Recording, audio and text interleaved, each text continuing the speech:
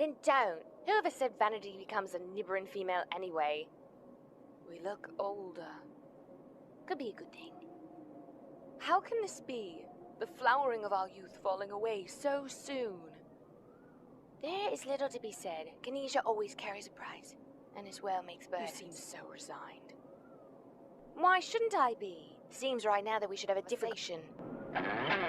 No, and I don't care what the doctors say. No one is going to pull the plug on my sister. And if they do, they forfeit their own lives. Well, that is another talk we must have. It is not the one to which I refer. So what is this discussion? I heard stepmom say we look like junkies in a hotel room. Come, I quit. Do you recall what you said when I offered my resignation? No, and I cannot recall why you offered it anyhow. I felt so far beyond the curve that I felt useless at that moment. Your reply was refusal and admonishment. You would hear no self-pity from your chief agent.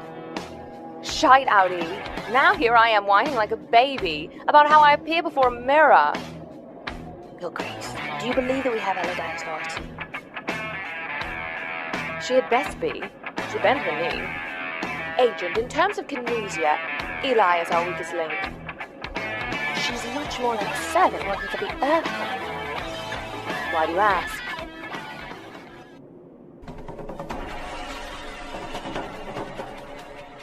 Because we have little time, and you aren't the only one that we can talk to. All right, you two, off the chandelier now. Both you girls are batty, and no more kinesia once you land on the floor.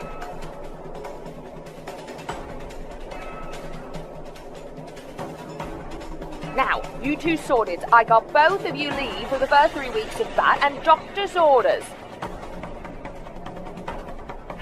Bulls shoot and I'm calling foul. I bet Helma would agree we're in top shape and her Grace will not disappoint. Our intended consort. Come on, we have 3 weeks until induction. I hate seeing both of you like this, so retire and sleep, as you both need more rest. Okay, thanks, Mum. Good night, Madam Regent and Duchess.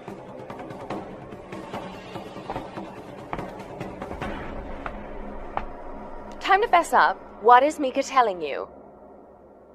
Mika wants Henrietta in her roots. She says she can heal your sister over time. I don't care what Agent Talbot says. We are off our baths now. You think so? I think not. There's no time for bathing or napping. Disturb no one, gather your things, and meet me in the eastern courtyard.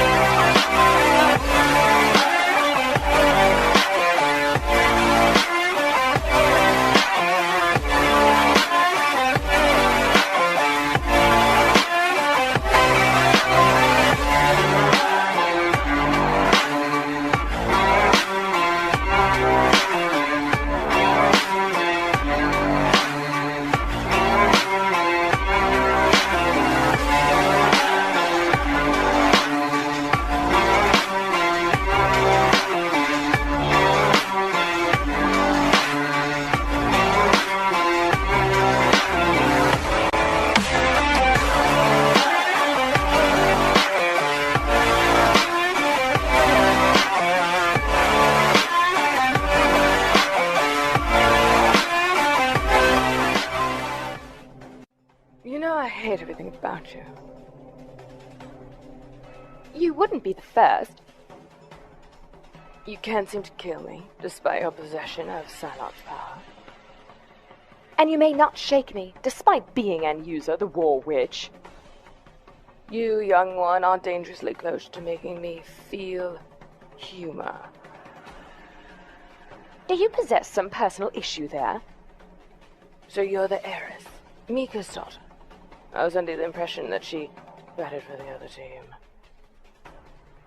My cousin has always been a team of her own. Thank you for answering my actual question. So, cousins, you and Mika, does that make you Siobhan's brood? Yes. Now, if you would answer a question from me. Depends how clever you are. I hate answering anyone, and prefer being tricked into giving an honest reply, just as I did you. Very well, I might ask you later. Instead, tell me about Mira and my mum. First off, Mira died a few evenings ago, by way of Laranthaniel's service dynamo. I find that most implausible and difficult to believe. Oh, you poor naive girl. You would be amazed at what a male is capable of when he finds his neck pending separation from the rest of him. What can I say? I'm next to speechless. Well, you're in a mite better shape than Mira now. Mira never loved Laran. She loved your mum, and did what she did to be near Sheb. Huh? Sorry, I mean, carry on, please? Wow, what a polite girl you are. Mira was only concerned with her heart's desire. She was young and didn't understand nature, not one bit. Mira felt, and most mistakenly, that she could win your mom's heart. So her attraction wasn't all about your father refusing conscription. It was equally your mom's escape from the palace and Mira. And she next found herself in another palace? No doubt about that, she did.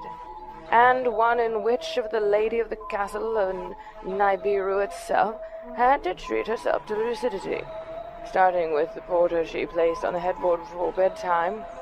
As the old story goes, everywhere you go, girls want to rock. So the two drank, smoked, and listened to music from the earth at high dBs. Do you mean bands? Like Yes and Genesis? Psylocke had pretty broad tastes, I understand, but more often really raunchy bands like Led Zeppelin and AC/DC. Well, I'm not shocked. I have looked through my auntie's vinyl collection a few times. The castle lifestyle doesn't accept anyone from fate, except as equal on the road when it comes to fate. Henrietta is near to death. Princess, you're relatively simple, and I guess your real question already. The daughter I dreamed of but never had. I would take it all back if I could. What do you want? Very little, but at the same time, everything. I wish for repentance. Will you take the route? Yes. Loyalty to House Valmaxian arrives prior to living, and honor. Always must the crown prevail, and life yield in breadth. There never has, and nor will there ever be, any other way. Do my eyes deceive me? You both remain amongst the living? You two have no clue what a pain it was bending space to get out of that bloody thing. Now, what is it? Is it the smell of detente in the air?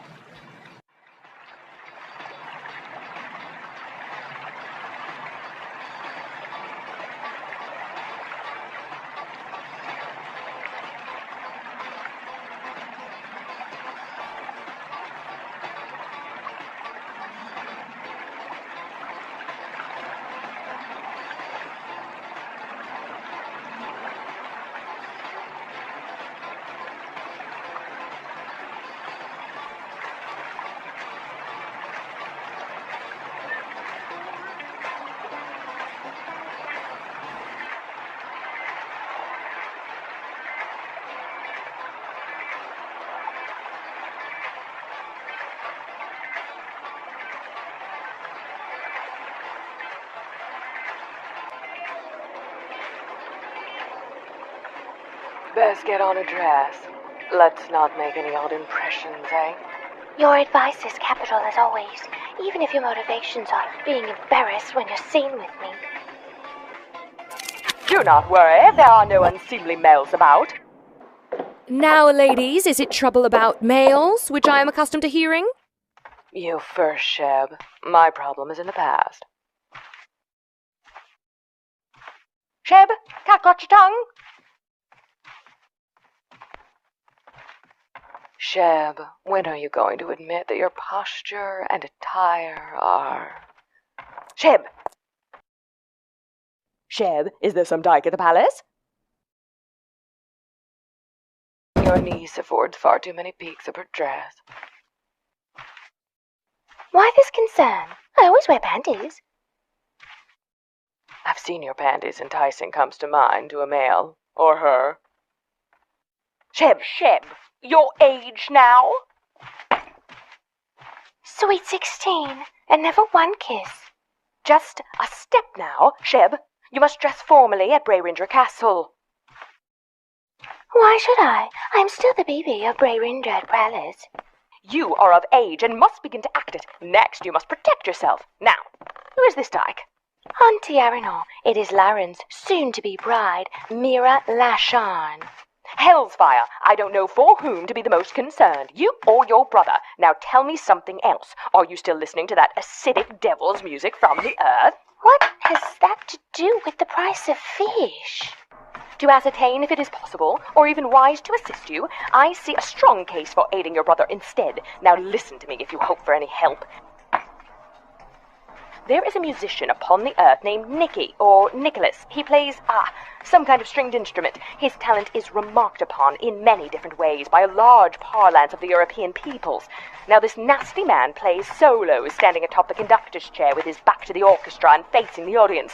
Terrible form, but even worse, the man has a widespread audience composed of mostly screaming teenage girls. Lady Arenor, please stop. I need the bathroom and can't miss a split nano of this. Auntie Arenor, wait until you catch up and hear Ozzy Osbourne and Ronnie James Dio. Do you mean Ozzy Osbourne? I haven't heard his work, but he seems a man of the devil's all right. But Dio, why is he a righteous and God-fearing man? Sing it, girls! Holy diver! Holy diver! I recall now this Nicky is a violinist amidst the young screaming girls. Nicky's strings would snap and break at critical points. As each string snapped and broke, an assortment of the screaming girls would pass out and land upon the floor.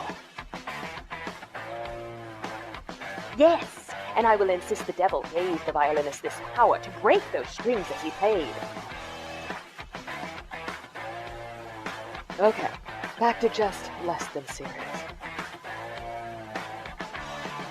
And the young girls, held captive by Paganini's relative youth, charisma, and violinist skills, made their souls vulnerable when they lost alertness, thereby becoming an easy meal for which the devil could not take.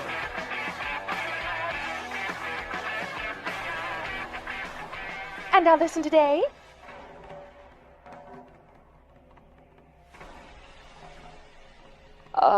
Don't be a concert tramp. And too much specificity. Always be skeptical of higher powers. Paganini's trick was to crimp the strings. Hell's fire, right over both your heads. Sheb, reach into that cabinet and retrieve my bong. No, Carmen, I do not jest or blur history.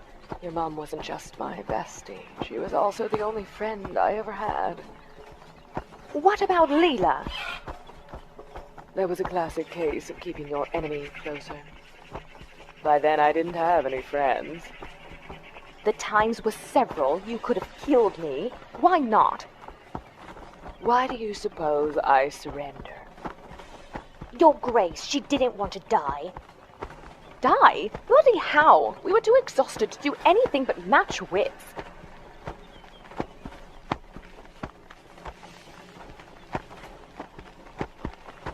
Your Grace, an unuser, you two reached your limits this past evening. The only way we may fly or sail this jalopy is due to the three of us acting in concert.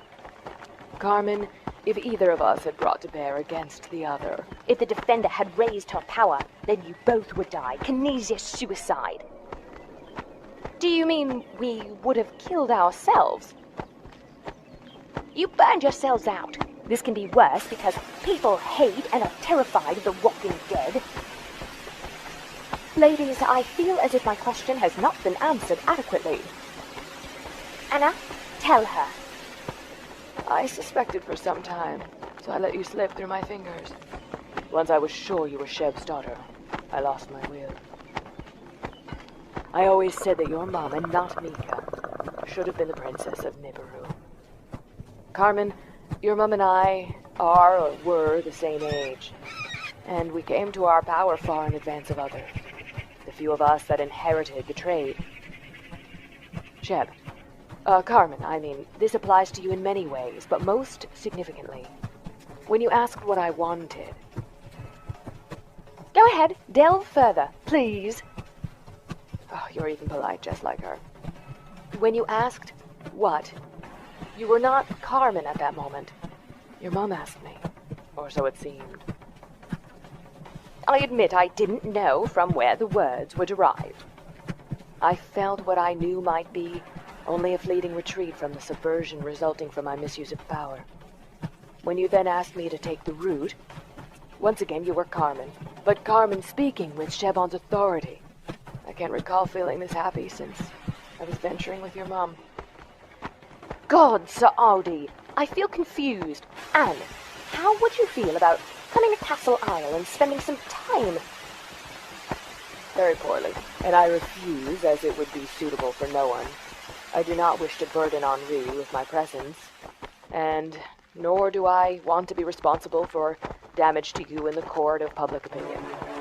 Anne, this makes me so sad right now. Please don't be. This reprieve and pending repentance is the best time of my life, and knowing that my wishes for the planet are coming true.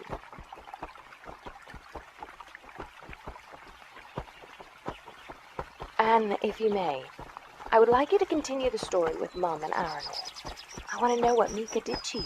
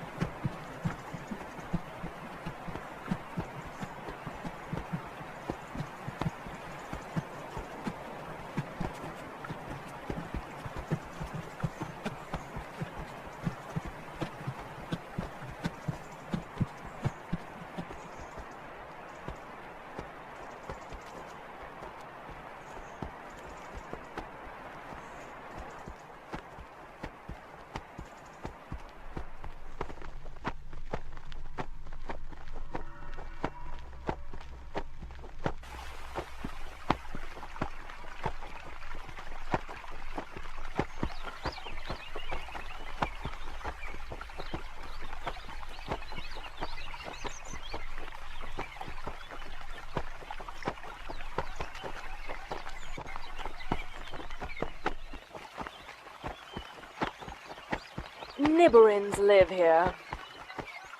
80% of the planetary surface. Not everyone wants to live in a densely populated area. Anne, did you ever fly to glimpse a closer view of the Day Star? With your mum, yes. How about one last venture?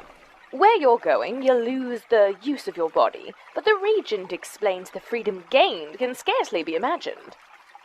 And no one wants to leave?